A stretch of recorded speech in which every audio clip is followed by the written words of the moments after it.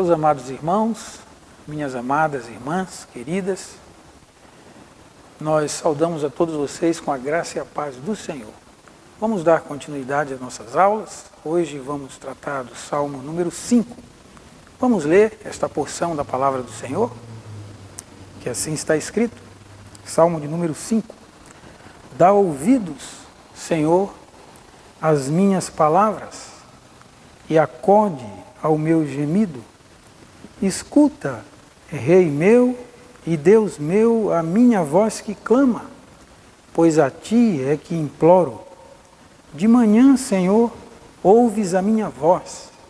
De manhã te apresento a minha oração e fico esperando. Pois Tu não és Deus que se agrade com a iniquidade, e contigo não subsiste o mal. Os arrogantes não permanecerão à Tua vista. Aborreces a todos os que praticam a iniquidade. Tu destróis os que proferem mentira. O Senhor abomina o sanguinário e ao fraudulento.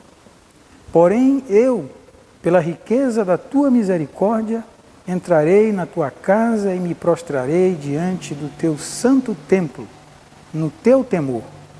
Senhor, guia-me na Tua justiça, por causa dos meus adversários, endireita diante de mim o Teu caminho, pois não têm eles sinceridade nos seus lábios, o seu íntimo é todo crimes.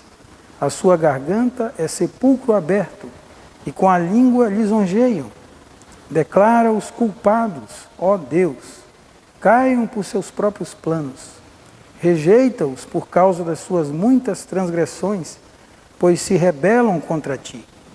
Mas regozijem-se todos os que confiam em Ti, folguem de júbilo para sempre, porque Tu os defendes, e em Ti se gloriem os que amam o Teu nome.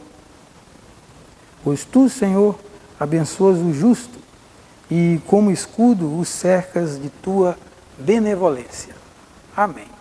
Vamos orar? Senhor Deus bendito, obrigado pela Tua palavra, por esta porção lida. Fala aos nossos corações, que o Teu Espírito, ó Deus, clareie também a nossa mente e que possamos ouvir a Tua voz. É em nome de Jesus que nós oramos. Amém. Amém. Meus irmãos, minhas irmãs, numa breve introdução deste salmo, nós diríamos que Davi, ao ser gravemente oprimido pela crueldade de seus inimigos e sentindo-se profundamente prejudicado, suplica ardentemente que Deus o socorresse. E para mais facilmente obter o que pede, depois de ter, pela seriedade de suas orações, manifestado a profundidade de sua tristeza, primeiramente ele traz a lume a intolerável malícia de seus inimigos, demonstrando quão inconsistente seria o caráter de Deus caso fosse eles deixados impunes. A seguir, fala de sua própria fé e paciência e ainda de seu conforto, não nutrindo dúvida de que o resultado seria feliz. Finalmente, ele conclui que quando fosse libertado, os benefícios resultantes de seu livramento não se limitariam apenas a si mesmo, mas se estenderiam a todos os santos. Então vamos dar atenção agora aos 2 primeiros versículos, que assim está escrito: dá ouvidos, Senhor, às minhas palavras e acode ao meu gemido. Escuta, Rei meu e Deus meu, a minha voz que clama, pois a Ti é que imploro. Meus irmãos, nós não podemos, em termos positivos, determinar, ou que Davi neste salmo lamenta as injustiças que sofreu de seus inimigos em alguma ocasião específica, ou que aqui ele se queixa em termos gerais das várias perseguições com as quais, por um longo tempo, fora incessantemente atacado por Saul.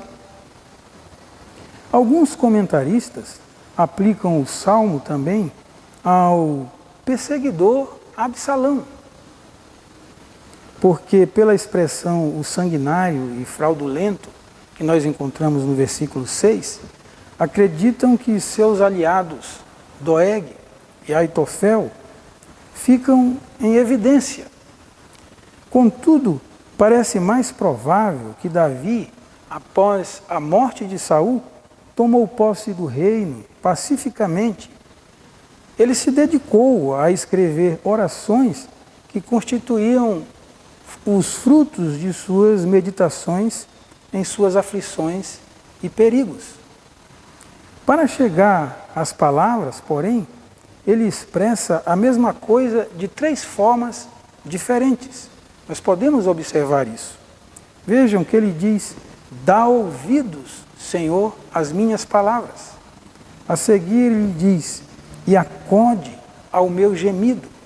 E mais na frente ele diz: escuta, Rei meu e Deus meu, a minha voz que clama, pois a ti é que imploro.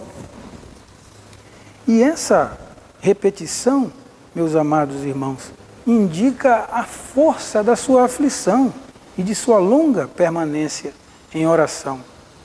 Pois ele não era tão amigo de muitas palavras que lançasse mão de diferentes formas de expressão sem qualquer significado.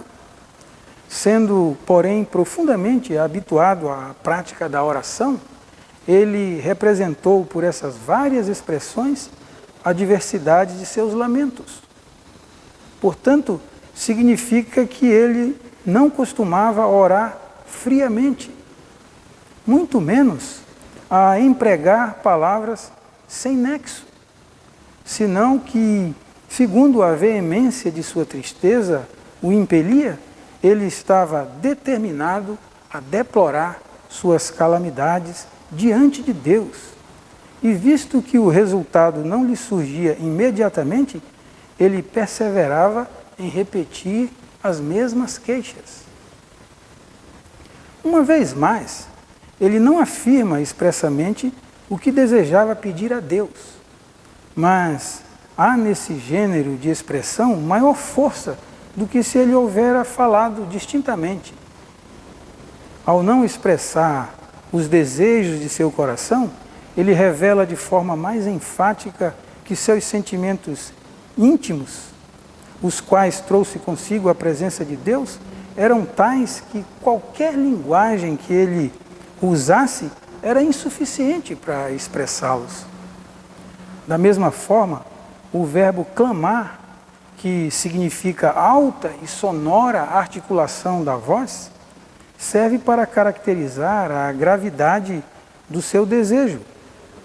Davi não clamou como se fosse aos ouvidos de quem é surdo, senão que a veemência de sua tristeza, bem como o ímpeto de sua angústia interior, jorravam neste clamor.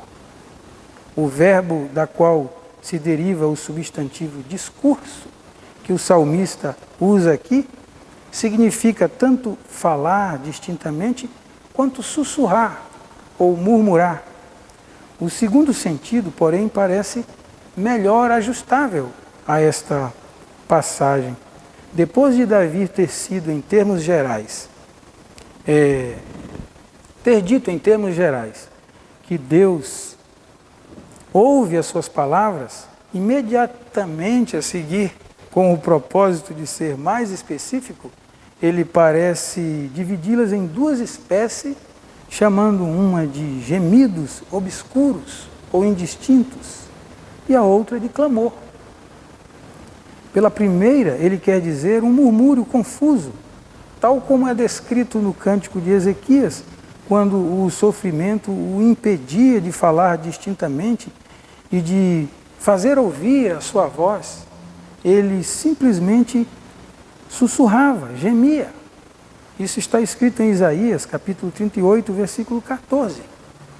Meus amados, se pois em alguma ocasião formos levados a orar relutantemente, ou nossas afeições devotas começarem a perder o fervor, que encontremos aqui os argumentos para reavivar-nos e impelir-nos para a frente. E como ao chamar Deus de Rei meu e Deus meu, ele tensionava nutrir mais vivas e favoráveis esperanças com respeito aos resultados de suas aflições, aprendamos também a aplicar esses títulos a um uso semelhante, isto é, com o propósito de fazer-nos mais íntimos, familiarizados com Deus. E finalmente, vemos aqui que Davi testifica que não se atormentava de maneira comedida, como os incrédulos costumam fazer, mas que direciona a Deus seus gemidos.